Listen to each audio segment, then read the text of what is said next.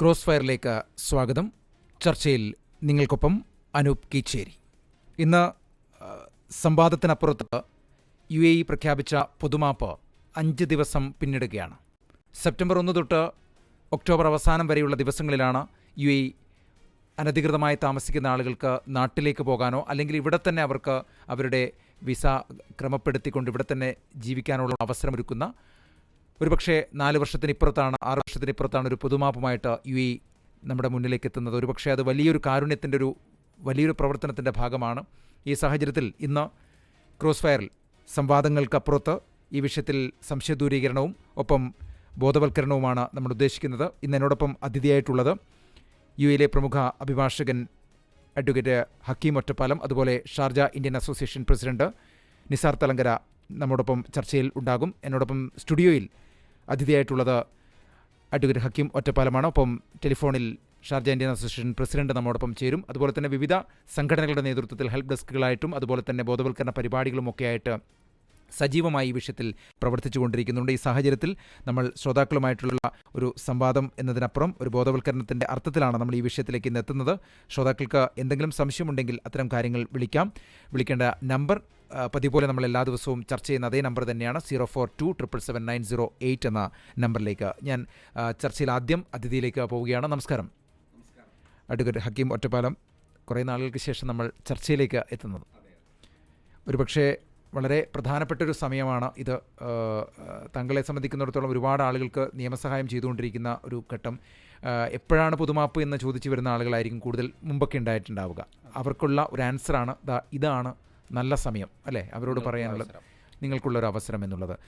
ഇന്നലെ മിനിഞ്ഞാന്നൊക്കെയായിട്ട് നല്ല തിരക്കാണ്. ഇപ്പോൾ GDRFയുടെ അവീർ സെൻറ്ററിലൊക്കെ ഇന്നലെ കഴിഞ്ഞ ദിവസം ഞാൻ പോയപ്പോഴും എനിക്ക് മനസ്സിലായതാണ്, നല്ല തിരക്കുണ്ട്. അവിടുന്ന് GDRF അധികൃതർ പറഞ്ഞതും അതാണ്, പരമാവധി ആളുകളിലേക്ക് എത്തിക്കണം ഈ വിഷയം എന്നുള്ള ഒരു അറിയിപ്പ് മീഡിയയോടൊക്കെ പറയുകയാണത്. ഒരുപക്ഷെ അതിൻ്റെ ഒരു ഭാഗമായിട്ട് തന്നെയാണ് നമ്മളൊരു മീഡിയ സ്ഥാപനം എന്ന രീതിയിൽ ദിൽസ 90.8 FM ക്രോസ് ഫയർ ഇന്ന് പൂർണ്ണമായിട്ടും ഇതിനു വേണ്ടി മാറ്റിവെക്കുന്നത്. നമുക്ക് ആർക്കെങ്കിലും ഇതുമായി ബന്ധപ്പെട്ട സംശയങ്ങളുണ്ടെങ്കിൽ ആ സംശയങ്ങൾ ദൂരീകരിക്കാം. അതുപോലെ നമുക്കിതിൻ്റെ എന്തൊക്കെയാണ് ഈ പൊതുമാപ്പ് കൊണ്ട് ഉദ്ദേശിക്കുന്നത് എന്നുള്ളത് ഒരു അഡ്വക്കേറ്റ് എന്ന രീതിയിൽ അങ്ങ് എങ്ങനെയാണ് ഈ ഒരു പൊതുമാപ്പിനെ നോക്കിക്കാണുന്നത്? അതായത് ഒരുപാട് വ്യക്തികൾ ഇവിടെ ജീവിതമാർഗത്തിൻ്റെ ഭാഗമായിട്ട് ഇവിടെ എത്തിപ്പെടുകയും പല ആളുകളും വെസ്റ്റ് വിസയിൽ വന്ന് 1 പ്രാവശ്യം 2 പ്രാവശ്യം 3 പ്രാവശ്യമൊക്കെ പുതുക്കി പിന്നെ അവർക്ക് ആ ഒരു പുതുക്കാനുള്ള സാമ്പത്തിക ശേഷി ഇല്ലാത്തത് കൊണ്ടോ അല്ലെങ്കിൽ മറ്റു സാഹചര്യങ്ങൾ കൊണ്ടോ ഒക്കെ അവർ സ്വാഭാവികമായിട്ടും അങ്ങനെ ആ വിസ പുതുക്കാൻ കഴിയാതെ അല്ലെങ്കിൽ നാട്ടിലേക്ക് തിരിച്ചു പോകാൻ കഴിയാതെ ഭീമമായിട്ടുള്ള ഒരു ഫൈനിലേക്കും അതുപോലെ അവർ അബ്സ്കോണ്ടിങ്ങിലേക്കൊക്കെ നീങ്ങിയിട്ടുള്ള ഒരുപാട് ആളുകൾ, അതുപോലെ തന്നെ ജോലി ചെയ്യുന്ന ആളുകൾ സാലറി കിട്ടാത്തത് കൊണ്ട് അല്ലെങ്കിൽ മറ്റു പ്രശ്നങ്ങൾ കൊണ്ട് ഒക്കെ വിഷമിക്കുന്ന ആളുകൾ, ചില സാഹചര്യങ്ങൾ കൊണ്ട് അവരുടെ വിസ കാലാവധി തീർന്ന ഒരുപാട് ആളുകൾ നമുക്ക് മുമ്പിലുണ്ട്. എന്നാൽ അങ്ങനെയുള്ള ആളുകൾക്കൊക്കെ വളരെ നല്ല രീതിയിൽ ഉപയോഗിക്കാൻ പറ്റുന്ന ഒരു അവസരമാണ് നമുക്ക് മുമ്പിലുള്ളത്. നേരത്തെ ഇത്തരത്തിലുള്ള ആളുകൾക്ക് ഇത് ചെയ്യണമെങ്കിൽ ഒരുപാട് പണം ആവശ്യമായിരുന്നു, അതിന് ഒരുപാട് സമയവും ആവശ്യമായിരുന്നു. അവർ നേരത്തെ ഇതിൽ ആപ്ലിക്കേഷൻ കൊടുത്ത് മാസങ്ങൾ കാത്തുനിന്ന് അതിലേക്ക് ഒരു ഫൈൻ വിട്ടുവീഴ്ച വന്ന്, മാത്രമല്ല അബ്സ്കോണ്ടിങ്ങുള്ള ആളുകൾക്ക് എംപ്ലോയറുടെ സമ്മതം ആവശ്യമായിരുന്നു, അതുപോലെ തന്നെ ആ ഒരു നിശ്ചിത തുക നൽകേണ്ടതായിട്ടുണ്ടായിരുന്നു. അങ്ങനെയൊക്കെ ആ വളരെ വിഷമഘട്ടത്തിൽ നമ്മൾ ആ ചെയ്യേണ്ടിയിരുന്ന ആ വലിയ പണച്ചെലവുള്ള ഒരു പ്രവൃത്തിയാണ് ഇപ്പോൾ ഒരു ദിവസം കൊണ്ട് അല്ലെങ്കിൽ വളരെ വേഗത്തിൽ നമുക്ക് ചെയ്യാൻ കഴിയുന്ന ഒരു അവസ്ഥ നമ്മുടെ മുമ്പിലുള്ളത്. അപ്പോൾ ഇത് ഉപയോഗിക്കാൻ വേണ്ടി ഇതിന് അർഹരായിട്ടുള്ള ആളുകളെ പ്രാപ്തരാക്കുക എന്നതാണ് നമ്മളെപ്പോലെയുള്ള ആളുകളുടെ അല്ലെങ്കിൽ ഇതുപോലെയുള്ള പ്രോഗ്രാമുകളുടെയൊക്കെ ഉദ്ദേശം. അപ്പോൾ അതിനെങ്ങനെ നമുക്ക് അവരെ അറിവുള്ളവരാക്കി അല്ലെങ്കിൽ ഇതിനു വേണ്ടി സജ്ജമാക്കാൻ കഴിയും എന്നതാണ് നമുക്ക് പല ആളുകൾ, ഇപ്പോൾ പല സംഘടനകൾ, ഇന്നലെ നമുക്കൊരു മീറ്റിംഗ് ഉണ്ടായിരുന്നു. ഇപ്പോൾ ഇന്ത്യൻ അസോസിയേഷനൊക്കെ വളരെ ഗൗരവത്തോടെ എടുത്ത് അതിനു വേണ്ടിയുള്ള ഹെൽപ്പ് ഡെസ്കൊക്കെ അവിടെ സ്ഥാപിച്ചിട്ടുണ്ട്. അപ്പോൾ എങ്ങനെയും പരമാവധി ഇത്തരത്തിലുള്ള ആളുകളെ അവരുടെ സ്റ്റേ ലീഗലാക്കുക അല്ലെങ്കിൽ അവരെ മറ്റൊരു തരത്തിലേക്ക് നാട്ടിലേക്ക് പോകാൻ ആവശ്യമുള്ളവർ അങ്ങനെ ഈ ഒരു അവസരത്തിൽ ജോലി കൊടുക്കാൻ തയ്യാറായിട്ട് ഒരുപാട് കമ്പനികളുണ്ട്. അതുപോലെ GDRFയുടെ ആ ഒരു സ്ഥലത്ത് അവീർ സെൻറ്ററിൽ പോയപ്പോൾ ഞാൻ കണ്ടൊരു കാഴ്ച എന്ന് പറയുന്നത്, ആ പൊതുമാപ്പിൻ്റെ സെൻറ്ററിനകത്ത് തന്നെ ഒരുപാട് കമ്പനികൾ, അതായത് UAE പ്രമുഖമായ കമ്പനികൾ അവിടെ ഇൻ്റർവ്യൂ ചെയ്യാൻ കാത്തിരിക്കുകയാണ്. അതായത് നിങ്ങൾക്കിവിടെ നിങ്ങളുടെ എല്ലാ സ്റ്റാറ്റസും ക്ലിയർ ചെയ്തിട്ട് കഴിഞ്ഞുവെങ്കിൽ നിങ്ങൾക്ക് ഡയറക്റ്റ് ആ ഇൻ്റർവ്യൂവിലേക്ക് അറ്റൻഡ് ചെയ്യാം.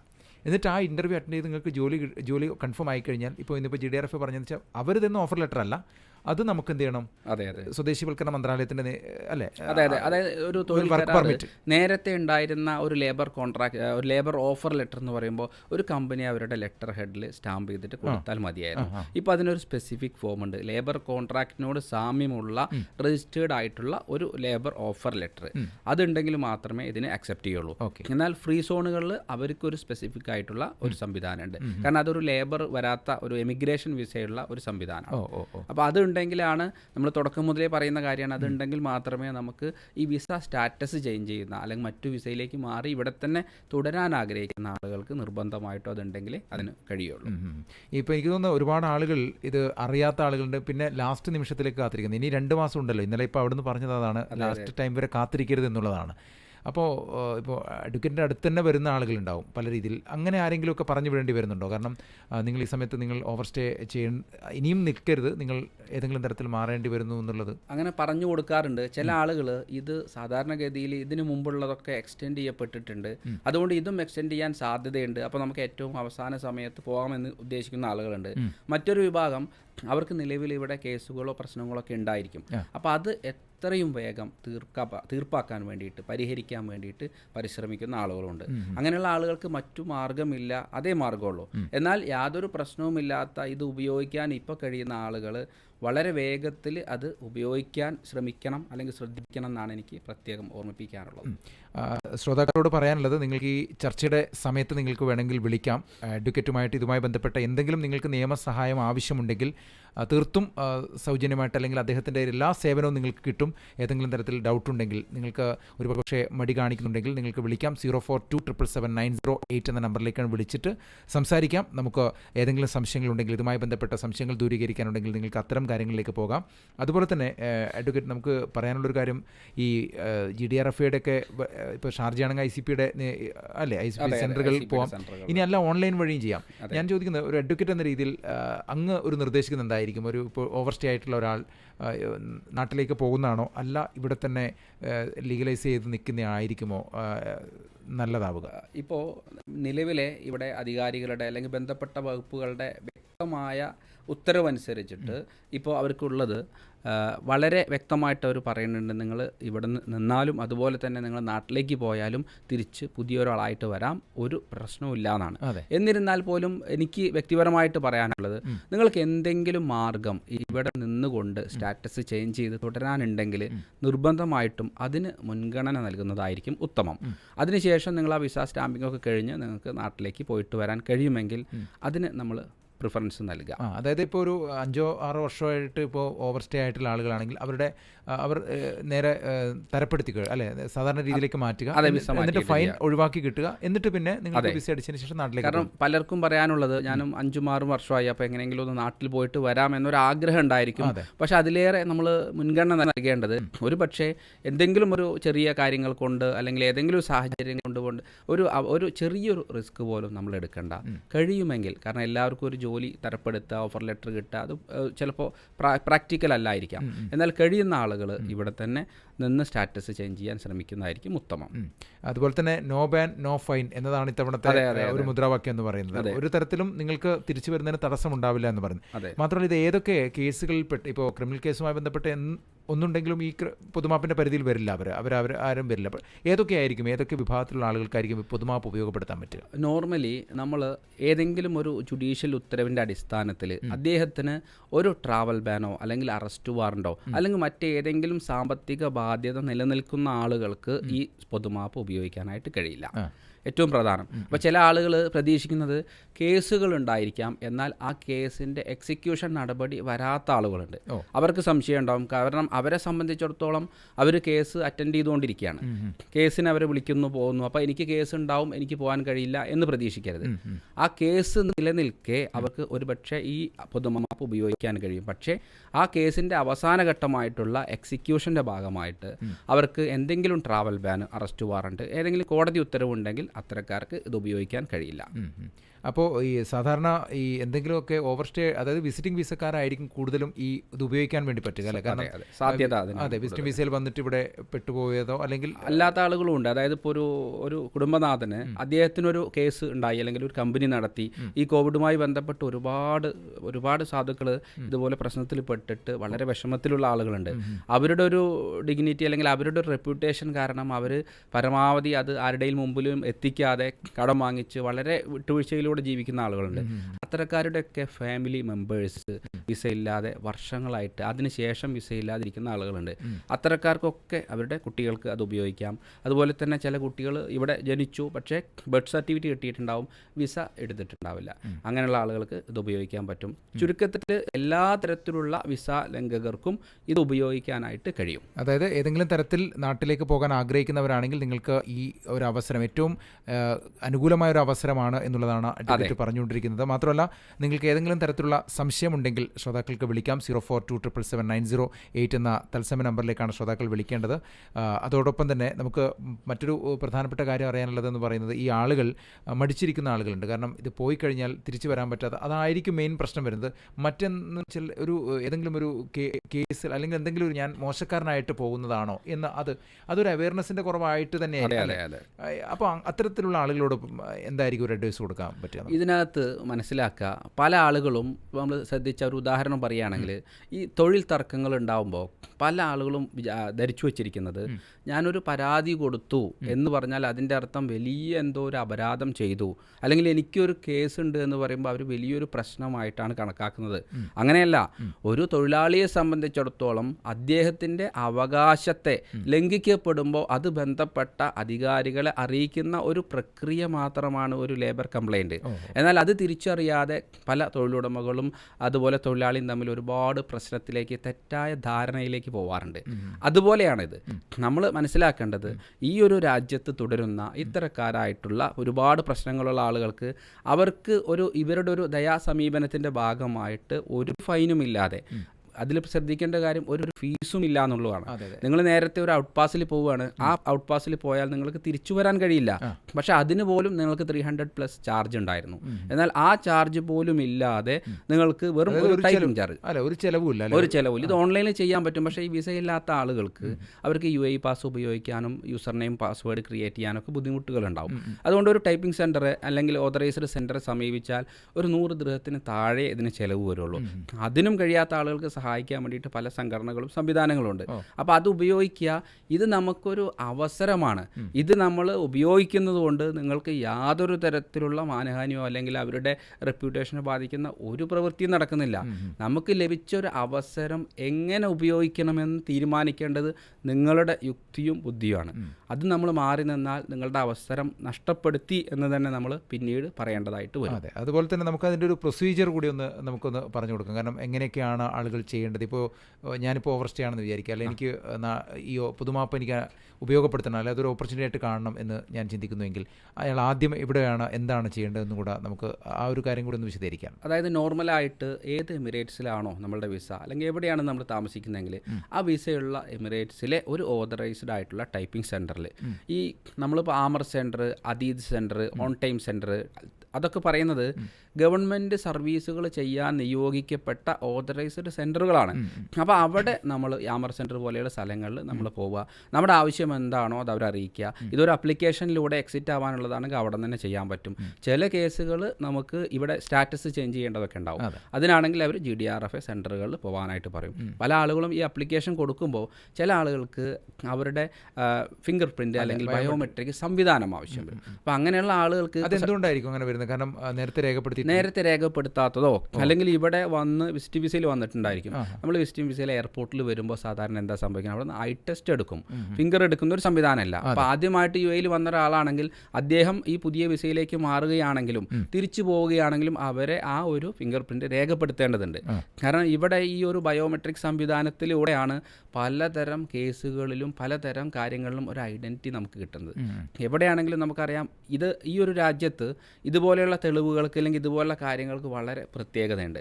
അപ്പോൾ അതുകൊണ്ട് അത് അവർ കംപ്ലീറ്റ് ചെയ്തിട്ടേ വിടുള്ളൂ. അതിൻ്റെ ഭാഗമായിട്ട് ആവശ്യക്കാർ അതിന് പോകേണ്ടതായിട്ട് വരും. അതിപ്പോൾ അവീർ സെൻറ്ററിലാവാം, അതല്ല ഷാർജ, അജ്മാനൊക്കെ ആണെങ്കിൽ അവരവരുടെ ആ ഒരു എമിഗ്രേഷൻ സെൻറ്ററിൽ ഓഫീസിൽ അവർക്ക് കിട്ടുന്ന അപ്പോയിൻമെൻ്റ് അനുസരിച്ച് പോകേണ്ടതായിട്ട് വരും. എന്ത് തന്നെ ആയാലും നേരത്തെ ആണെങ്കിലും നമ്മൾ ഇതുപോലെ പോയി ദിവസങ്ങൾ പോകേണ്ടതായിട്ട് വന്നിരുന്നു. എന്നാൽ ഇത് വളരെ വേഗത്തിലൊരു പ്രത്യേക പരിഗണന ഇതിനും നൽകുന്നു. അതുപോലെ തന്നെ ഇതുമായി ബന്ധപ്പെട്ട് ഈ നമ്മുടെ കോൺസുലേറ്റൊക്കെ വളരെ ഹെൽപ്ഫുള്ളായിട്ട് പ്രത്യേക കൗണ്ടർ ഉണ്ടാക്കി അല്ലെങ്കിൽ നമ്മളെ സഹായിക്കാൻ വേണ്ടിയിട്ട് വളരെ സജ്ജമായിട്ടിരിക്കുകയാണ്. അപ്പോൾ ഈ ഒരു ആനുകൂല്യത്തിൽ ഇതൊരു ഓഫറായിട്ട് തന്നെ നമ്മൾ കാണേണ്ടതുണ്ട്. നമ്മളിപ്പോൾ ഹൈപ്പർ മാർക്കറ്റിലൊക്കെ ഓഫർ കിട്ടുകയാണെങ്കിൽ പലരും പല സമയവും ചിലവാക്കി നമ്മൾ അവിടെ എത്തി അതിനു വേണ്ടി പരിശ്രമിക്കാറുണ്ട്. അതുപോലെ തന്നെയാണ് ഇത്തരത്തിൽ വിസ വയലേഷൻ സാഹചര്യങ്ങൾ കൊണ്ട് ഉണ്ടായിട്ടുള്ള ആളുകളൊക്കെ ഇതിനെ ഓഫറാക്കി കണക്കാക്കിയിട്ട് ഇത് ഉപയോഗിക്കണം എന്നാണ് എനിക്ക് പ്രത്യേകം ഓർമ്മിപ്പിക്കാറുള്ളത്.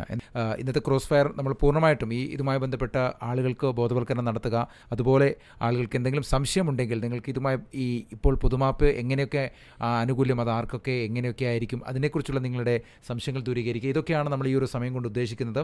അതിൻ്റെ പ്രവർത്തനങ്ങൾ നടത്തുന്ന സംഘടനകളുണ്ടെങ്കിൽ നിങ്ങൾക്ക് ആ സംഘടനകൾക്ക് അതിൻ്റെ പ്രതിനിധികൾ ഈ ചർച്ച ഇപ്പോൾ കേൾക്കുന്നുണ്ടെങ്കിൽ നിങ്ങൾക്ക് വിളിച്ച് ആളുകൾക്ക് വേണ്ടിയുള്ള നിർദ്ദേശങ്ങൾ അല്ലെങ്കിൽ എന്താണ് ആവശ്യം എന്നുള്ള കാര്യങ്ങൾ എനിക്ക് തോന്നുന്നു പല സംഘടനകളും പല എമിറേറ്റുകളിലും ഹെൽപ്പ് ഡെസ്കുകൾ പ്രവർത്തിക്കുന്നുണ്ട്, നിയമസഹായ സെല്ലുകൾ പ്രവർത്തിക്കുന്നുണ്ട്. തീർത്തും സൗജന്യമായിട്ടാണ് എല്ലാവരും പ്രവർത്തിക്കുന്നത്. അതുകൊണ്ട് അത്തരത്തിലുള്ള എന്തെങ്കിലും വിവരങ്ങൾ നിങ്ങൾക്ക് ഷെയർ ചെയ്യാനുണ്ടെങ്കിൽ, പൊതുമാപ്പുമായി ബന്ധപ്പെട്ട് എന്ത് വിവരങ്ങൾ ഷെയർ ചെയ്യാനുണ്ടെങ്കിൽ നമുക്ക് ഈ ഒരു സമയത്ത് ഈ തത്സമയ പരിപാടി അവസാനിക്കും മുമ്പ് ശ്രോതാക്കൾക്ക് വിളിക്കാം. ഇത് ദിൽസ 90.8 FM എല്ലാ സോഷ്യൽ മീഡിയ പ്ലാറ്റ്ഫോമിലൂടെയും ഇപ്പോൾ തത്സമയം കാണാനും പറ്റുന്നുണ്ട്. ഇത് അഡ്വക്കേറ്റ് എൻ്റെ മുന്നിലിരിക്കുകയാണ്. അതുപോലെ തന്നെ നമുക്ക് മറ്റ് ചില കാര്യങ്ങൾ അന്വേഷിക്കാൻ വേണ്ടിയിട്ട് പ്രത്യേകിച്ചും ഷാർജ അസോസിയേഷൻ്റെ പ്രസിഡന്റ് അങ്ങനെ തുടങ്ങിയ ആളുകളൊക്കെ ഇന്ന് നമ്മുടെ ചർച്ചയുടെ അതിഥിയായിട്ട് വരുന്നുണ്ട്. ഏതെങ്കിലും സംഘടനകളുടെ പ്രതിനിധികൾ ഈ ചർച്ച കേൾക്കുന്നുണ്ടെങ്കിൽ നിങ്ങളുടെ സംഘടന നടത്തുന്ന ഏതെങ്കിലും പ്രവർത്തനങ്ങളുണ്ടെങ്കിൽ, ഈ പൊതുമാപ്പുമായി ബന്ധപ്പെട്ട ഏതെങ്കിലും പ്രവർത്തനങ്ങളുണ്ടെങ്കിൽ ആ ഒരു കാര്യവും നമുക്ക് ഈ ഒരു സമയം മറ്റുള്ള ആളുകളെ അറിയിക്കാൻ വേണ്ടി പറ്റുന്നൊരു അവസരമാണ് എന്നുകൂടി ഓർമ്മപ്പെടുന്നു. അതുകൊണ്ട് അത്തരം സംഘടനകളുടെ പ്രതിനിധികൾ ഈ ചർച്ചയുടെ ഭാഗമാകണം എന്നുകൂടി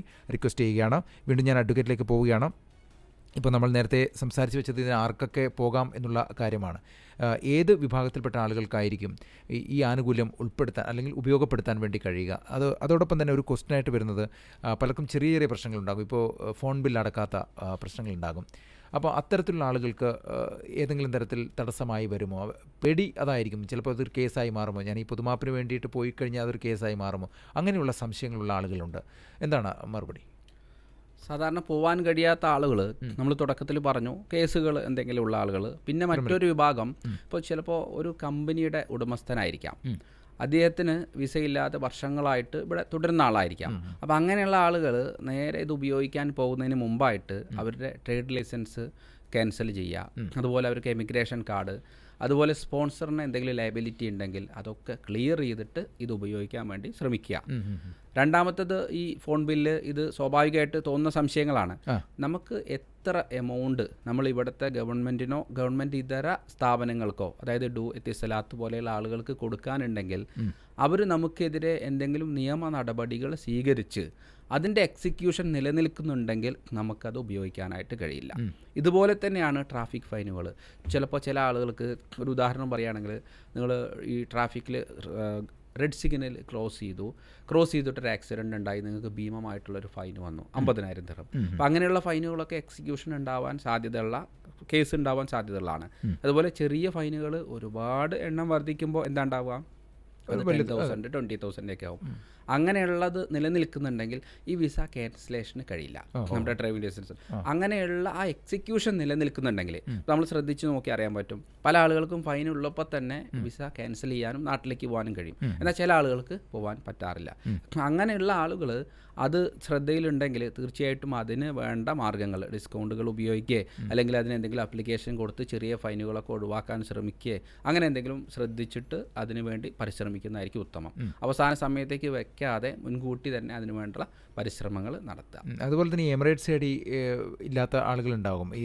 അങ്ങനെയുള്ള, അതായത് ഒരു രേഖയും കയ്യിലില്ല. അപ്പോൾ ഞാൻ എന്ത് രേഖയെടുത്തിട്ടാണ് പോകേണ്ടത്, അല്ലെങ്കിൽ ഞാൻ എന്താണ് ചെയ്യുക എന്നുള്ളത്, എന്തൊക്കെ രേഖകൾ നമുക്ക് സമർപ്പിക്കാൻ വേണ്ടി പറ്റും? സാധാരണ ഒരു പാസ്പോർട്ടിൻ്റെ കോപ്പി ഉണ്ടെങ്കിൽ പോലും നമുക്ക് ആ കോപ്പി വെച്ച് നമുക്ക് കോൺസുലേറ്റിനെ സമീപിച്ച്, അതല്ലെങ്കിൽ പാസ്പോർട്ട് നഷ്ടപ്പെട്ടതാണെങ്കിൽ പോലീസുമായിട്ട്, ഇപ്പോൾ ചില ആളുകൾക്ക് പാസ്പോർട്ട് നഷ്ടപ്പെട്ട ആളുകളുണ്ട്, അപ്പോൾ അവർ എന്താ ചെയ്യാമെന്ന് ചോദിക്കാറുണ്ട്. അപ്പോൾ നോർമലായിട്ട് നിങ്ങൾ പാസ്പോർട്ട് നഷ്ടപ്പെട്ട എന്ത് ചെയ്യും, അത് ഒരു ലോസ്റ്റ് സർട്ടിഫിക്കറ്റ് പോലീസിനെ സമീപിച്ച് ഓൺലൈനിലൂടെയോ, അല്ലെങ്കിൽ പോലീസ് നമ്മൾ ഇവിടുന്ന് നഷ്ടപ്പെട്ട ഇവിടെ നിന്നാണല്ലോ സ്വാഭാവികമായിട്ട്, ഇവിടെ നിന്നാണെങ്കിൽ നമ്മൾ താമസിക്കുന്ന യഥാർത്ഥത്തിൽ എവിടെ വെച്ച് ആ നഷ്ടം അല്ലെങ്കിൽ ആ ഒരു സാധനം നിങ്ങൾക്ക് നഷ്ടപ്പെട്ടു, ആ പരിസരത്തെ ആ ജൂറിസ്ഡിക്ഷനിലുള്ള പോലീസിനെ സമീപിക്കണം എന്നാണ്. പക്ഷെ ഇപ്പോൾ എല്ലാ എമിറേറ്റ്സിലും ഓൺലൈനിലൂടെയാണ്. ഇപ്പോൾ ഷാർജ മറ്റു എമിറേറ്റ്സുകളിലൊക്കെ MOI എന്ന ആപ്ലിക്കേഷനിലൂടെയാണ് ഇതുപോലെ ലോസ്റ്റ് സർട്ടിഫിക്കറ്റ് എന്ന് പറഞ്ഞാൽ ഈ പാസ്പോർട്ടിന് മാത്രമല്ല, നമ്മുടെ ഏത് രേഖകളും എന്തും ഇതുപോലെ നഷ്ടപ്പെട്ട ഇതുവഴിയാണ് ചെയ്യുക. അപ്പോൾ അങ്ങനെയുള്ള സർട്ടിഫിക്കറ്റ് ഉണ്ടാക്കിയിട്ട് നമ്മൾ കോൺസുലേറ്റിനെ സമീപിച്ചു കഴിഞ്ഞാൽ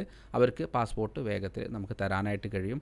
അപ്പോൾ നമ്മൾ രേഖയുള്ള ആളായി. പിന്നെ എന്താണോ ഇവിടുത്തെ എമിഗ്രേഷൻ അതോറിറ്റിയെ സമീപിച്ച് അവരാവശ്യപ്പെടുകയാണെങ്കിൽ ബയോമെട്രിക് സംവിധാനം ഉപയോഗിക്കുക. അതിനുശേഷം ഇവർക്ക് പോകാനോ അല്ലെങ്കിൽ ഇവിടെ വിസ മാറാനോ കഴിയും. അതെ, ഈ പാസ്പോർട്ട് അല്ലാതെ എനിക്ക് തോന്നുന്നു ഡ്രൈവിംഗ് ലൈസൻസ് ആയാലും അല്ലെ, ഇന്ത്യയുടെ ഏതെങ്കിലും ആധാർ കാർഡ്, അത് നമ്മുടെ കോൺസുലേറ്റിന്റെ പരിധിയിൽ വരും. കാരണം ഇവിടെ നമ്മളെ സംബന്ധിച്ചിടത്തോളം ഒരു പാസ്പോർട്ട് വേണം. ആ പാസ്പോർട്ട് ലഭിക്കാൻ വേണ്ടി അവർക്ക് അത് നൽകാൻ വേണ്ടി കോൺസുലേറ്റിലേക്ക് പോകാൻ വേണ്ടി ഈ രേഖകൾ എടുത്തിട്ട് പോയാൽ മതി. അതെ. കഴിഞ്ഞ ദിവസം ഒരു 24 വർഷമായിട്ട് നമ്മുടെ ഇന്ത്യൻ അസോസിയേഷനിൽ വന്നൊരു മാറ്ററാണ്. 24 വർഷമായിട്ട് അദ്ദേഹത്തിന് പാസ്പോർട്ട് ഇല്ല.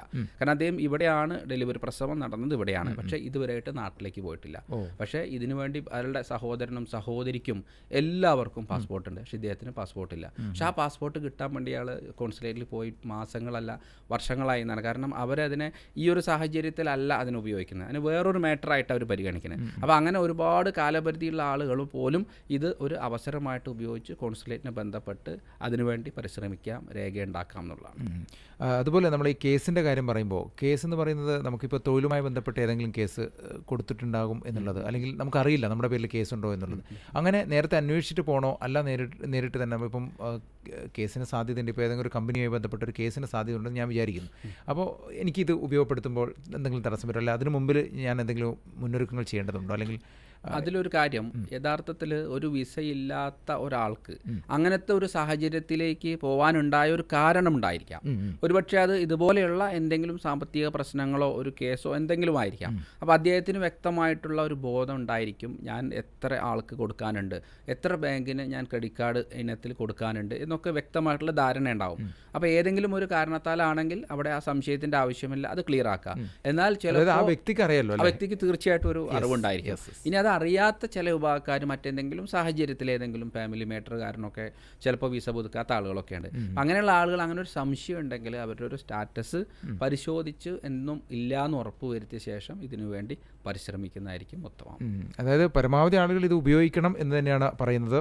നമുക്ക് ശ്രോതാക്കളും കൂടെ വിളിക്കുന്നുണ്ട്, അവരുടെ അഭിപ്രായങ്ങളും പ്രതികരണങ്ങളൊക്കെ ചോദിക്കാം നമുക്ക്. ഹലോ, നമസ്കാരം. ശ്രോതാക്കൾക്ക് വിളിക്കാം. ഏതെങ്കിലും സംശയമുണ്ടെങ്കിൽ നിങ്ങൾ വിളിക്കേണ്ട നമ്പർ 0427779008 എന്ന നമ്പറിലേക്കാണ് വിളിക്കേണ്ടത്. ഇന്ന് നമ്മൾ പൊതുമാപ്പുമായി ബന്ധപ്പെട്ട് സംശയങ്ങളും അതുപോലെ നിങ്ങൾക്ക് ഏതെങ്കിലും നിയമസഹായം നിങ്ങൾക്ക് ആവശ്യമുണ്ടെങ്കിൽ അതിനും ഈ ഒരു സമയത്ത് നിങ്ങൾക്ക് യാത്ര ചെയ്യാനുള്ള ബുദ്ധിമുട്ടുകളോ അല്ലെങ്കിൽ എന്തെങ്കിലും തടസ്സങ്ങളുണ്ടോ, ഇനി അതല്ല പലർക്കും ബുദ്ധിമുട്ടുകൾ വരുന്നത് ടിക്കറ്റുമായി ബന്ധപ്പെട്ടാണ്. കാരണം യാത്ര ചെയ്യാൻ ഇപ്പോൾ ടിക്കറ്റ് ഇല്ലാത്തൊരവസ്ഥ എന്നുള്ള കാര്യങ്ങളൊക്കെ. അപ്പോൾ അത്തരം സാഹചര്യങ്ങൾക്ക് എന്ത് നമുക്ക് ചെയ്യാൻ കഴിയും, അത് സംഘടനകളൊക്കെ ആലോചിച്ചിട്ട് നമുക്കത് സഹായം ചെയ്യാൻ പറ്റും. അതുകൂടി നമ്മൾ ഉറപ്പ് നൽകുകയാണ്, നമുക്ക് അത്തരം കാര്യങ്ങൾക്ക് ട്രൈ ചെയ്യാൻ പറ്റും എന്നുള്ള കാര്യം കൂടി. ഹലോ, നമസ്കാരം. പുഷ്പരാജാണ്. നമസ്കാരം പുഷ്പരാജ്.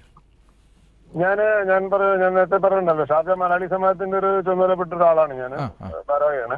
അപ്പൊ പല ആളുകളും അന്വേഷിക്കുന്നുണ്ട് നമ്മളടുത്ത്.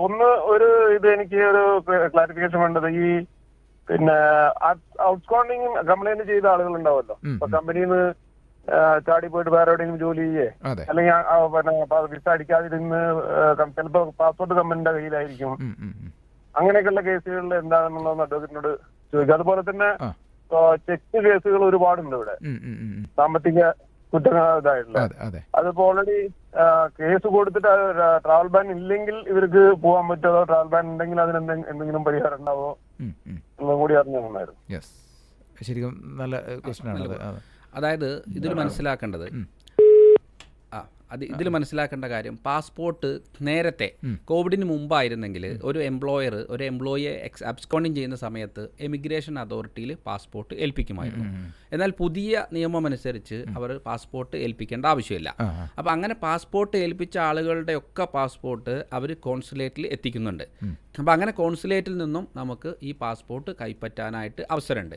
എന്നാൽ ചില കേസിൽ പാസ്പോർട്ട് കാലാവധി കഴിഞ്ഞതാണെങ്കിൽ ആ പഴയ പാസ്പോർട്ട് കൈപ്പറ്റി നമ്മൾ പുതിയ പാസ്പോർട്ടിന് വേണ്ടി അപേക്ഷിക്കാം. അങ്ങനെ ആ പ്രശ്നം പരിഹരിക്കാം. ഇപ്പോൾ ഷാർജ ഇന്ത്യൻ അസോസിയേഷനിൽ ഒരു പക്ഷേ കോൺസുലേറ്റിൽ നിന്ന് വഴി ചിലപ്പോൾ അവിടേക്കും നമുക്ക് പാസ്പോർട്ട് ലഭിക്കാൻ സാധ്യത ഉണ്ട് എന്നാണ് അറിയാൻ കഴിഞ്ഞത്.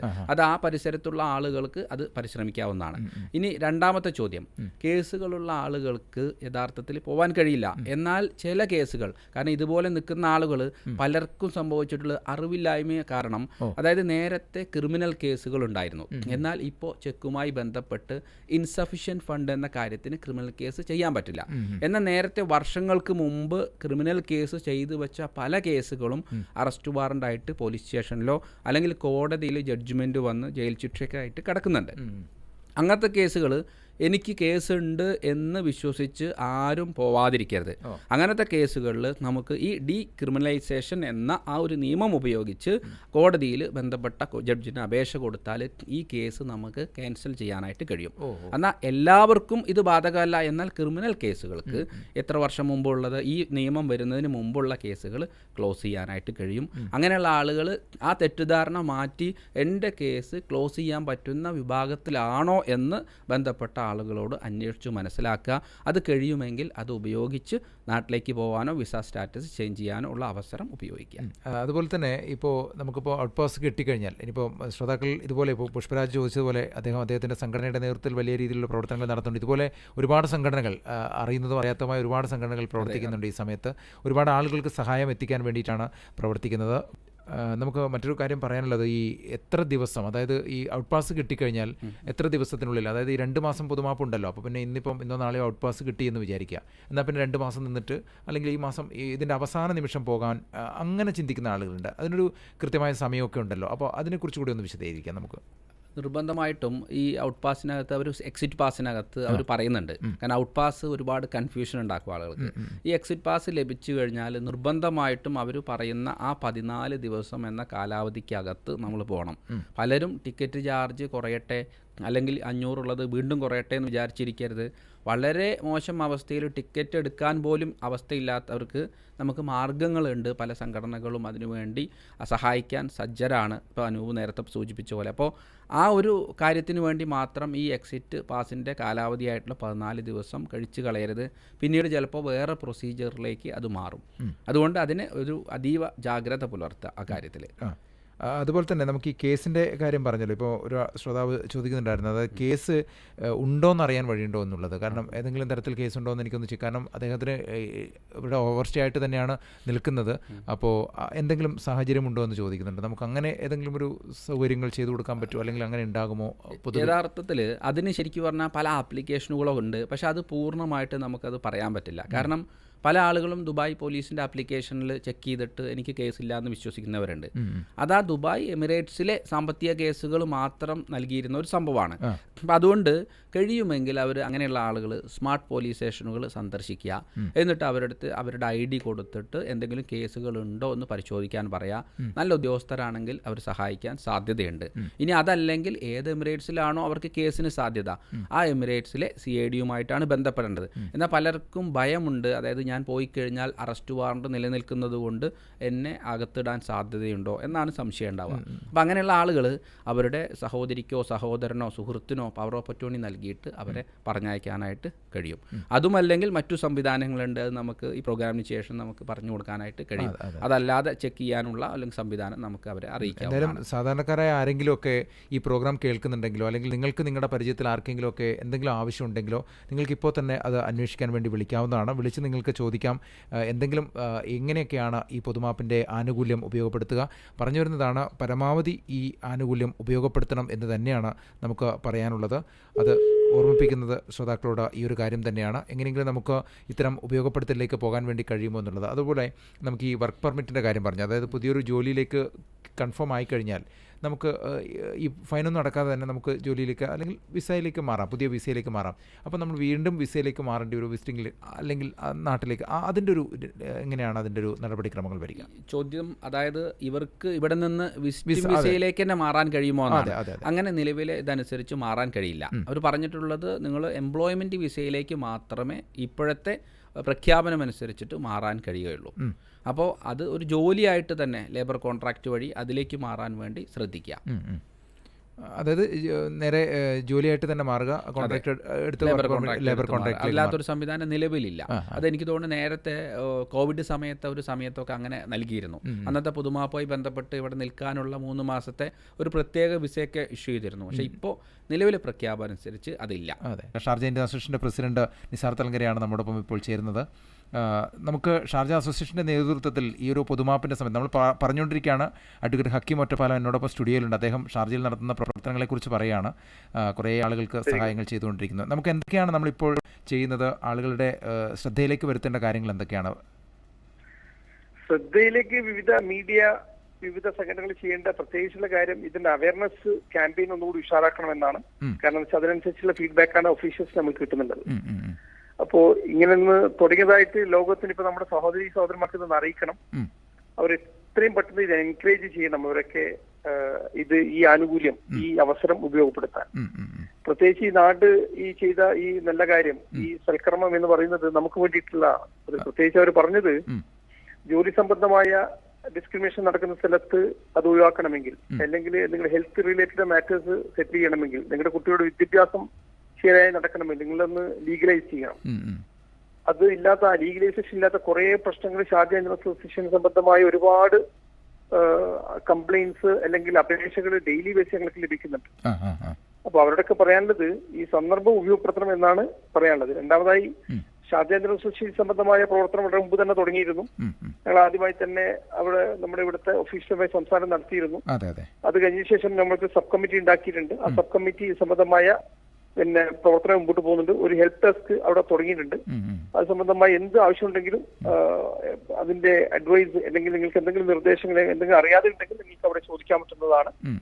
അവർ നമ്മൾ നേരിട്ട് പറഞ്ഞ അപ്രൂവ്ഡ് സെന്റേഴ്സിലേക്ക്, ടൈപ്പിംഗ് സെന്റേഴ്സിലേക്ക് നമ്മൾ ആക്കുന്നത്. സംബന്ധമായ കാര്യങ്ങളൊക്കെ ചെയ്യുന്നുള്ളൂ. അതെ, അതുപോലെ തന്നെ നമുക്ക് ഒരു കാര്യം എന്ന് വെച്ചാൽ ഇപ്പം പലരും ഈ ടിക്കറ്റിന് എന്തെങ്കിലും സൗകര്യം കിട്ടുമോ എന്നൊക്കെ ചോദിക്കുന്ന ആളുകളുണ്ട്. കാരണം ചില ഒട്ടും നിവൃത്തിയില്ലാത്ത ആളുകളുണ്ടാവുമല്ലോ. പൊതുമാപ്പിന് ഇപ്പോൾ ഔട്ട് പാസ് ഒക്കെ കിട്ടുന്ന പക്ഷേ ടിക്കറ്റ് ഇല്ല നാട്ടിലേക്ക് പോകാൻ, അങ്ങനത്തെ ആളുകളൊക്കെ ഉണ്ടാവുമല്ലോ. അപ്പോൾ അവർക്ക് നമ്മൾ അസോസിയേഷൻ്റെ ഭാഗത്തു നിന്നും സഹായങ്ങളുണ്ടോ? അല്ലെങ്കിൽ അങ്ങനെയുള്ള സഹായമനസ്കരായ ആളുകളെ ഒന്ന് ഏകോപിപ്പിക്കാൻ വേണ്ടി അസോസിയേഷൻ്റെ സംഘടന എന്ന രീതിയിൽ വളരെ ജെന്യൂനായ കേസ് കൺസിഡർ ചെയ്യാമെന്ന് നമുക്ക് ഇന്ത്യൻ കൗൺസിലേറ്റും നമുക്ക് ഉറപ്പ് നൽകിയിട്ടുണ്ട്. അത് സംബന്ധമായിട്ട് ആ ജെന്യൂനിറ്റി പരിശോധിക്കാൻ മാത്രമേ നമുക്ക് ചെയ്യേണ്ടതുള്ളൂ. അതുകൂടാതെ അങ്ങനെ വളരെ ജെന്യൂനായ കേസൊക്കെ നമുക്ക് അത് കൺസിഡർ ഒക്കെ ചെയ്യാൻ പറ്റും. നമുക്ക് അത് ഇന്ത്യൻ കൗൺസിലിന്റെ ശ്രദ്ധയിൽ നമുക്ക് കൊണ്ടുവരാൻ പറ്റുന്നതാണ്.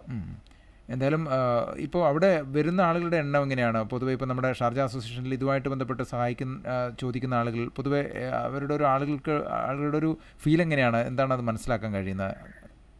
അവര് രണ്ട് ടൈപ്പ് ആൾക്കാരെ വരുന്നത്. ഒന്ന് വളരെ ഫ്രീ ആയിട്ട് പെട്ടെന്ന് പോകാൻ പറ്റുന്ന ആൾക്കാർ വളരെ ഹാപ്പിയാണ്. എത്രയും പെട്ടെന്ന് അവർക്ക് ഇവിടുന്ന് അവരുടെ കുടുംബത്തിന് അവർക്ക് ഇവിടുന്ന് കയറി പോകാം, അല്ലെങ്കിൽ അവർക്ക് ജോലി ഉണ്ടെങ്കിൽ ലീഗലൈസ് ചെയ്യാമെന്നുള്ള സ്റ്റാറ്റസിൽ അവർ വെരി ഹാപ്പി. രണ്ടാമത്തെ വിഭാഗം എന്ന് പറയുന്നത് കേസ്, അവരുടെ പേരിൽ കേസ് ഉണ്ട്, അത് എങ്ങനെ സെറ്റിൽ ചെയ്യാം എന്ന് അറിയാതെ വിഷമിക്കുന്ന ആൾക്കാർ. അവരോട് നമ്മൾ പറയുന്നത് പ്രത്യേകിച്ച് ഇപ്പോ ഈ റെന്റ് സംബന്ധമായ കേസാണ് എനിക്ക് തോന്നുന്നത് ഇപ്പൊ കുറെ ആയിട്ട് ഞങ്ങളുടെ അടുത്ത് വരുന്നത്. എന്ത് ചെയ്യണമെന്ന് അറിയാതെ, പ്രത്യേകിച്ച് കോവിഡ് സമയത്തൊക്കെ റെന്റ് എടുത്ത ആൾക്കാർ അതൊക്കെ വിട്ട് അതൊന്നും പ്രോപ്പറായി ക്യാൻസൽ ചെയ്യാതെ, ആ കോൺട്രാക്ട് ക്യാൻസൽ ചെയ്യാതെ നാട്ടിൽ പോവുകയും പിന്നെ തിരിച്ചു വന്ന് ഇവിടുന്ന് പിന്നെ എന്തെങ്കിലും ഇവിടെ ഉള്ള ആൾക്കാർ ശ്രദ്ധിക്കാതിരിക്കുന്നത്, അതൊക്കെ ഇപ്പൊ കേസായിരിക്കുകയാണ്. അവർക്ക് വലിയ തുക അത് ഫൈനായിട്ട് കോർട്ട് അല്ലെങ്കിൽ അതിന്റെ സംബന്ധമായ ഇൻസ്റ്റിറ്റ്യൂഷൻ വിധിച്ചിട്ടുണ്ട്. അപ്പൊ അതെന്ത് ചെയ്യണം എന്നറിയാതെ ഞങ്ങളിപ്പം എൻകറേജ് ചെയ്യുന്നത് അങ്ങനത്തെ ആൾക്കാർ നേരിട്ട് പോയി അവരോട് അതിന്റെ ഓണറോട് നെഗോഷിയേറ്റ് ചെയ്ത് അതെങ്കിലും കുറപ്പിക്കാനുള്ള സംവിധാനം, അതാണ് ഇപ്പൊ ഞങ്ങൾ അഡ്വൈസ് ചെയ്യുന്നുള്ളത്. അതിന് ഞങ്ങളുടെ ലീഗൽ ടീം ഉണ്ട്, അവരും ഹെൽപ്പ് ചെയ്യുന്നുണ്ട് സംസാരിക്കാൻ വേണ്ടിയിട്ട്. അങ്ങനെ റിലേഷൻഷിപ്പ് മാനേജ്മെന്റ് അത് സോർട്ട് ഔട്ട് ചെയ്യാൻ പറ്റുമോ എന്നാണ് ഞങ്ങൾ നോക്കുന്നത്. അങ്ങനെ കുറെ കാര്യത്തിന് ക്രെഡിറ്റ് കാർഡ് കേസുണ്ട്, ലോൺ കേസുകളുണ്ട്, മറ്റു പല കേസുകളൊക്കെ ഉണ്ട്. ആ വിഭാഗമാണ് പ്രശ്നത്തിൽ. മറുഭാഗത്ത് ലീഗലായി പോകാൻ ഉദ്ദേശിക്കുന്ന ആൾക്കാരൊക്കെ വളരെ സ്മൂത്ത് ആയിട്ട് കാര്യങ്ങൾ നടക്കുന്നുണ്ട്. അതിപ്പോ കുറെ എൻക്വയറീസ് വരുന്നുണ്ട്, അവരൊക്കെ നമ്മൾ ലീഡ് ചെയ്യുന്നുണ്ട്. വളരെ ഈസി പ്രോസസ്സാണ്, അത് പറയാനുള്ളത്. അപ്പോൾ വളരെ എളുപ്പത്തിൽ നാട്ടിലേക്ക് പോകാനും അതുപോലെ തന്നെ ഇവിടെ തന്നെ വിസ ക്രമപ്പെടുത്തിക്കൊണ്ട് ഇവിടെ നിൽക്കാനുള്ള ഒരു അവസരമാണ് പൊതുമാപ്പ്. അത് മാക്സിമം ഉപയോഗിക്കണം എന്ന് തന്നെയാണ് Sharjah Indian association president Nisar Thalangara പറയുന്നത്. വളരെ നന്ദി ഈ ഒരു സമയത്ത്, കാരണം എനിക്കറിയാം മീറ്റിങ്ങിൽ നിന്നാണ് താങ്കൾ സംസാരിക്കുന്നതെന്ന് അറിയാം. കൂടുതൽ എന്തെങ്കിലുമൊക്കെ വിവരങ്ങൾ പങ്കുവയ്ക്കാനുണ്ടെങ്കിൽ തീർച്ചയായും ഞാൻ വീണ്ടും അങ്ങേ ബന്ധപ്പെടുമെന്ന്.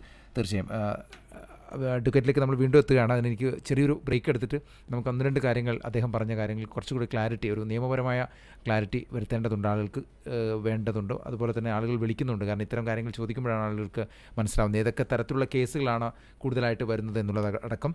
ഇന്ന് പൊതുമാപ്പും അതുമായി ബന്ധപ്പെട്ട സംശയങ്ങളുടെ ദൂരീകരണവും ഒക്കെയാണ് നമ്മളിന്ന് ചർച്ച ചെയ്യുന്നത്. അതോടൊപ്പം അതിഥികളായിട്ട് നമ്മോടൊപ്പം ഇന്ന് സ്റ്റുഡിയോയിൽ എന്നോടൊപ്പം 4 മണി മുതൽ തന്നെ എന്നോടൊപ്പം ഉള്ളത് യുഎയിലെ പ്രമുഖ അഭിഭാഷകനായ അഡ്വക്കേറ്റ് ഹക്കീം ഒറ്റപ്പാലമാണ്. അതുപോലെ ഷാർജ ഇന്ത്യൻ അസോസിയേഷൻ്റെ പ്രസിഡന്റ് അല്പം മുമ്പ് നമ്മോടൊപ്പം ചേർന്നിരുന്നു. അദ്ദേഹം സംസാരിച്ചിരുന്ന കാര്യങ്ങൾ. മറ്റൊരു ശ്രോതാവ് ഇപ്പോൾ നമ്മോടൊപ്പം ചേരുന്നുണ്ട്. ഹലോ. ഹലോ, നമസ്കാരം. ആരാണ്? എൻ്റെ പേര് മുഹമ്മദ്. മുഹമ്മദ്, സംസാരിക്കാം. അഡ്വക്കേറ്റ് ഒരു കാര്യം ചോദിക്കാനാണ്. ഉറപ്പായിട്ടും ചോദിച്ചോളൂ. എൻ്റെ visa last month 10th complete ആയി ആസ് പെർ എമിറേറ്റ്സ് ഐഡി. ഇപ്പൊ ഞാൻ ഗ്രേസ് പീരീഡിലുള്ളത്. ഞാൻ ഈ കമ്പനി ഓൾറെഡി വിസ ലെറ്റർ ഇട്ടിരിക്കുകയാണ്. എന്റെ ഈ 9 എന്റെ 1 month കഴിയും, എമിറേറ്റ്സ് ഐഡിയും കംപ്ലീറ്റ് ആവും. പക്ഷെ അവർ ഇതുവരെ ക്യാൻസൽ ചെയ്തിട്ടില്ല.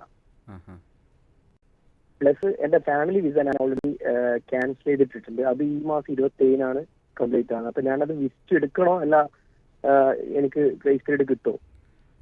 അതിനകത്ത് പ്രധാനപ്പെട്ടൊരു കാര്യം, ഈ ഒരു പൊതുമാപ്പ് അല്ലെങ്കിൽ ഈ ഒരു ആംനസ്റ്റിയിൽ പ്രത്യേകം പറഞ്ഞിട്ടുണ്ട്, ഇത് തുടങ്ങിയിട്ടുള്ള തീയതിയായിട്ടുള്ള സെപ്റ്റംബർ 1 അതിനുശേഷമുള്ള വയലേഷൻ ഇതിൽ പരിഗണിക്കില്ല എന്ന് പറഞ്ഞിട്ടുണ്ട്.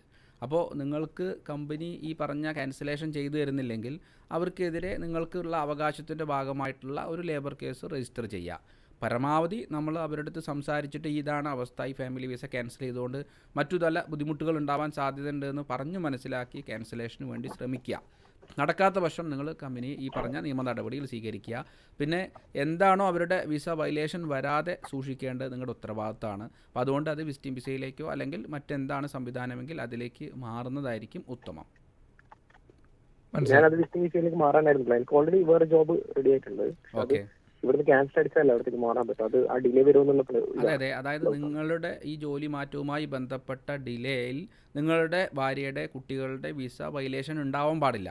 അപ്പോൾ അതിന് എന്താണോ നമ്മൾ സേഫ് കസ്റ്റഡിയിൽ വെക്കുന്ന പോലെ അത് നമ്മളെ ഹോൾഡ് ചെയ്യാനുള്ള സംവിധാനം ഉണ്ടെങ്കിൽ അതല്ല എങ്കിൽ വിസിറ്റ് വിസയിലേക്ക് മാറിയിട്ട് അത് പരിഹരിക്കുക. കാരണം ദിവസങ്ങൾ കഴിയുമ്പോൾ അത് ബുദ്ധിമുട്ടുകളുണ്ടാവും. ഓക്കെ. അതുപോലെ തന്നെ ഈ ഒരു കാര്യം കൂടെ, എമിറേറ്റ്സ് ഐഡി ഇപ്പം എക്സ്പയർ ആയിട്ട് 1 month ആവാറായി. ഓക്കെ, അപ്പം എനിക്കിപ്പോ അവർ ക്യാൻസലേഷൻ ഉണ്ടല്ലോ, അത് കഴിഞ്ഞാൽ പിന്നെ ഫൈൻ വരുമ്പോൾ എനിക്കത് ഇഷ്യൂ വരുമോ അല്ലെങ്കിൽ കമ്പനി കാണോ? അത് ഇഷ്യൂ എന്ന് പറഞ്ഞു കഴിഞ്ഞാൽ ആ ഫൈൻ അടയ്ക്കാൻ ആര് ബാധ്യസ്ഥനാണ് എന്നതിലുപരി അതിൻ്റെ പ്രശ്നം 2 കൂട്ടർക്കും വരും. കാരണം അവർക്കും ഈ നിശ്ചിത സമയത്ത് ഈ ലേബർ അല്ലെങ്കിൽ എമിഗ്രേഷൻ ക്യാൻസലാക്കിയിട്ടില്ലെങ്കിൽ മറ്റു ബുദ്ധിമുട്ടുകൾ ഉണ്ടാവാൻ സാധ്യതയുണ്ട്. നിങ്ങളൊരു കേസ് രജിസ്റ്റർ ചെയ്യപ്പെടുകയാണെങ്കിൽ പിന്നീട് അതിൻ്റെ ഭാഗമായിട്ട് അത് നമുക്ക് പരിഹരിക്കാനോ പരിഗണിക്കാനോ ഒക്കെ പറ്റും. മനസ്സിലല്ലോ അല്ലേ? 6 year ആയിട്ട് വർക്ക് ചെയ്യുന്ന ഒരു കമ്പനി ഇറങ്ങുമ്പോൾ ഒരു ഇഷ്യൂ ഉണ്ടാക്കേണ്ടെന്നുള്ള ഇതിലായിരുന്നു. അല്ല, അതാ ഞാൻ പറഞ്ഞത്, ഇപ്പോൾ ഈ 6 വർഷം വർക്ക് ചെയ്ത കമ്പനിയെ നിങ്ങളുടെ യഥാർത്ഥ സാഹചര്യം മനസ്സിലാക്കി കൊടുത്ത് ക്യാൻസൽ ചെയ്യാൻ വേണ്ടി നിങ്ങൾ ഫസ്റ്റ് പ്രയോറിറ്റി നൽകുക. അവിടെ നടക്കുന്നില്ലെങ്കിൽ മാത്രം നമ്മുടെ കാര്യം നടക്കണമെങ്കിൽ ഏതു മാർഗമാണോ ഏറ്റവും ഉചിതം അത് നമ്മൾ സ്വീകരിക്കുക. ഓക്കെ. ഇനിയും നമുക്ക് സംശയങ്ങളുണ്ടാവും ഒരുപാട് ആൾക്കാർക്ക്. പൊതുമാപ്പുമായി ബന്ധപ്പെട്ടാണ് ഇന്ന് നമ്മൾ സംസാരിക്കുന്നത്. നമുക്കിപ്പോൾ ചർച്ച അവസാനിപ്പിക്കാനുള്ള സമയമായിട്ടുണ്ട്. ഇനി 2 മിനിറ്റേ നമുക്ക് നമ്മുടെ മുന്നിലുള്ളൂ. ഇപ്പോൾ നേരത്തെ നമ്മൾ പറഞ്ഞ 2 കേസിൻ്റെ കാര്യം ഒന്ന് പറഞ്ഞു, വളരെ ചുരുക്കി പറഞ്ഞു കഴിഞ്ഞാൽ അത്തരത്തിലുള്ള ഒരുപാട് കേസുകൾ വരുന്നുണ്ട്. നമ്മൾ നേരത്തെ ചോദിച്ചതുപോലെ അത് കേസുള്ളത് അറിയാത്ത ആളുകളുണ്ടാകും, അല്ലെ? NOC വാങ്ങിക്കാത്ത ആ പ്രശ്നം. ഒരു അവയർനെസ് എന്ന രീതിയിൽ ഇത് കേൾക്കുന്ന എല്ലാവരോടും പറയാനുള്ള ഒരു കാര്യം കൂടി പറഞ്ഞ്, നമുക്കിപ്പോൾ ഈ പൊതുമാപ്പ് തുടങ്ങിയതിന് ശേഷം മാത്രം എനിക്ക് തോന്നുന്നു 6 or 7 മാറ്ററുകൾ സമാനമായിട്ട് വന്നിട്ടുണ്ടായിരുന്നു. അപ്പോൾ ഇന്ത്യൻ അസോസിയേഷനിൽ തന്നെ കഴിഞ്ഞ ദിവസം നമ്മൾ മീറ്റിങ്ങിന് ഇരുന്നപ്പോഴും ഇത് പറഞ്ഞിട്ടുണ്ടായിരുന്നു. അപ്പോൾ ഉള്ളൊരു പ്രോബ്ലം, ആളുകൾ അവിടുത്തെ താമസം മതിയാക്കി മറ്റൊരു സ്ഥലത്തേക്ക് പോകുമ്പോൾ അവിടെ നിന്നും ആ ഒരു എഗ്രിമെൻ്റ്, ആ ടെനൻസി എഗ്രിമെൻ്റ് ക്യാൻസൽ ചെയ്യണമെന്ന ഒരു അറിവാണ് ആളുകൾക്ക് ഇല്ലാത്തത്. അവരെ സംബന്ധിച്ചിടത്തോളം, അവരുടെ നിഷ്കളങ്കതയെ സംബന്ധിച്ചിടത്തോളം, ഞാൻ അവിടെ താമസിക്കുന്നില്ല, പിന്നെ റെന്റ് കൊടുക്കേണ്ട ആവശ്യമില്ല എന്നതാണ് അവരുടെ മനസ്സിലാക്കൽ. അപ്പോൾ അതുകൊണ്ട് തന്നെ ഇവിടെ സംഭവിക്കുന്നത്, ഈ ലാൻഡ് ലോഡിന് അല്ലെങ്കിൽ ആ ഒരു റിയൽ എസ്റ്റേറ്റിന് ഇത് മറ്റൊരാൾക്ക് റെൻ്റ് ഔട്ട് ചെയ്യാൻ കഴിയാത്ത അവസ്ഥ വരും. അങ്ങനെ വരുമ്പോൾ എന്താണ് സംഭവിക്കുന്നത്? ഇവർക്കെതിരെ കേസ് കൊടുത്ത് നിയമപരമായിട്ടുള്ള ഉത്തരവുണ്ടാക്കിയിട്ട് അത് റെൻ്റ് ഔട്ട് ചെയ്യാൻ ശ്രമിക്കും. അവിടെ ചില സ്ഥലങ്ങളിൽ സംഭവിക്കുന്നത്, ഇപ്പോൾ കഴിഞ്ഞ ദിവസം വന്ന ഒരാൾക്ക് 2008 അദ്ദേഹത്തിൻ്റെ സുഹൃത്തിനൊരു പാസ്പോർട്ട് കോപ്പി കൊടുത്ത് അത് വെച്ച് എടുത്ത എഗ്രിമെൻ്റാണ് ഇപ്പോൾ ആൾക്ക് 2018 വരെ താമസിച്ച സുഹൃത്ത് അവിടെ നിന്ന് മാറി. 2018 മുതൽ 2024 വരെയുള്ള 6 വർഷത്തെ വാടക കൊടുക്കാനാണ് വിധി വന്നത്. അപ്പോൾ ഇതൊക്കെ വന്നു കിടക്കുന്നത്, അവർ ഈ 5 വർഷം എന്ത് ചെയ്തു എന്ന് സാധാരണക്കാരൻ്റെ മനസ്സോടെ നമുക്ക് ചോദിക്കാം. പക്ഷെ അതിനൊന്നും ഇവിടെ ഉത്തരവില്ല. നിലവിലെ നിയമം അനുസരിച്ചിട്ട് അത് ഇത്ര വർഷത്തിനകത്ത് ചെയ്യണമെന്നില്ലാത്തടത്തുകൊണ്ട് പല ആളുകളും ലക്ഷങ്ങൾ കൊടുക്കേണ്ട ഒരവസ്ഥ വരുന്നുണ്ട്. അതുകൊണ്ട് ഇതിനെ വളരെ ഗൗരവത്തോടെ കാണുക. നമ്മളൊരു എഗ്രിമെൻ്റ് നമ്മുടെ പേരിലുണ്ടോ, അത് ക്യാൻസൽ ചെയ്യാൻ നിങ്ങൾ ബാധ്യസ്ഥനാണ്. അത് അറിഞ്ഞേ മതിയാവൂ, അല്ലാത്ത പക്ഷം നമ്മൾ ജയിലിലാവാനുള്ള സാധ്യത. എന്തായാലും പൊതുമാപ്പ് ഇനി ഒക്ടോബർ 2 നമുക്ക് അതിലിടയ്ക്ക് എപ്പോഴെങ്കിലും ഇരിക്കാൻ പറ്റുമെന്ന് വിശ്വസിക്കുന്നു. എന്തായാലും ഈ രാജ്യം തരുന്നൊരു ഏറ്റവും വലിയൊരു കരുണയുടെ ഭാഗമാണ് ഇത്. എന്തുകൊണ്ട് പൊതുമാപ്പ്, എന്തുകൊണ്ട് അത് ഉപയോഗിക്കണം എന്നുള്ളതാണ് അഡ്വക്കേറ്റിന് പറയാനുള്ളത്. അവസാനിപ്പിക്കാം നമുക്ക്. ഇത് നമുക്കൊരു അവസരം തരുമ്പോൾ ആ അവസരത്തെ തിരിച്ചറിയാനുള്ള കഴിവും യുക്തിയും ഉണ്ടാവേണ്ടത് ഒരു മനുഷ്യൻ്റെ ഉത്തരവാദിത്വത്തിൽപ്പെട്ട കാര്യമാണ്. അപ്പോൾ ഇങ്ങനെ നിൽക്കുന്ന ഒരാൾക്ക് നിങ്ങൾക്ക് ഒരു എമൗണ്ടും തരണ്ട, ഒന്നും ചിലവാക്കാതെ നിങ്ങൾക്ക് ഇവിടെ നിങ്ങളുടെ സ്റ്റാറ്റസ് ശരിയാക്കിക്കോളൂ എന്ന് പറഞ്ഞ് വിശാല മനസ്കതയുടെ ഭാഗമായിട്ട് ഇങ്ങനെ ഒരു അവസരം തരുമ്പോൾ അത് നല്ല ബുദ്ധിയുള്ള ആളുകൾ അത് ഉപയോഗിക്കണം. രണ്ടാമത്തെ കാര്യം, ഈ അവസരം എപ്പോഴും കിട്ടുമെന്ന് പ്രതീക്ഷിച്ചിരിക്കരുത്. ഇനിയൊരു സമയത്തേക്ക് മാറ്റിവെക്കാതെ നമുക്ക് നമ്മുടെ കുടുംബത്തെ കാണാൻ അല്ലെങ്കിൽ നമ്മുടെ നാട്ടുകാരെ കാണാനുള്ള അവസരമായിട്ട് ഇതിനെ ഉപയോഗിക്കാം. എന്തായാലും എല്ലാവരോടും പറയാനുള്ളതാണ്, പൊതുമാപ്പിൻ്റെ ഒക്ടോബർ അവസാനം വരെയാണ് പൊതുമാപ്പിൻ്റെ കാലാവധി ഉള്ളത്. അത് പരമാവധി ആളുകൾ ഉപയോഗിക്കണം എന്നുള്ളതാണ്. ഇന്ന് ക്രോസ് ഫയർ നമ്മൾ ചർച്ച ഇതിനുവേണ്ടി മാത്രം, ഒരു ബോധവൽക്കരണം, സംശയ നിവാരണത്തിന് വേണ്ടി മാത്രം മാറ്റിവെക്കുകയായിരുന്നു. ചർച്ചയിൽ പങ്കെടുത്ത അഡ്വക്കേറ്റ് ഹക്കീം ഒറ്റപ്പാലം വളരെ നന്ദി. അതോടൊപ്പം Sharjah Indian association president Nisar Thalangara നന്ദിയുണ്ട്. അതുപോലെ ശ്രോതാക്കളൊക്കെ ഈ ചർച്ചയുടെ ഭാഗമായിട്ടുണ്ട്. എന്തെങ്കിലും സംശയമുണ്ടെങ്കിൽ നിങ്ങൾക്ക് ഏത് സമയത്തും ഞങ്ങളെ ദിൽസ 90.8 FM കോൺടാക്ട് ചെയ്യാവുന്നതാണ്. ഞങ്ങൾ അഡ്വക്കേറ്റിനെ നിങ്ങൾക്ക് കണക്ട് ചെയ്ത് തരുന്നതായിരിക്കും. അല്ലെങ്കിൽ മറ്റേതെങ്കിലും തരത്തിലുള്ള ആവശ്യങ്ങളുണ്ടെങ്കിൽ അത് പറഞ്ഞാൽ, ഏത് സംഘടനയെ എന്താവശ്യമുണ്ടെങ്കിലും നിങ്ങൾക്ക് ഞങ്ങളുമായിട്ട് ബന്ധപ്പെടാവുന്നതാണ്. ഇന്ന് പങ്കെടുത്ത എല്ലാവർക്കും നന്ദി. വീണ്ടും മറ്റൊരു വിഷയമായി നമുക്ക് ഒരുമിക്കാം.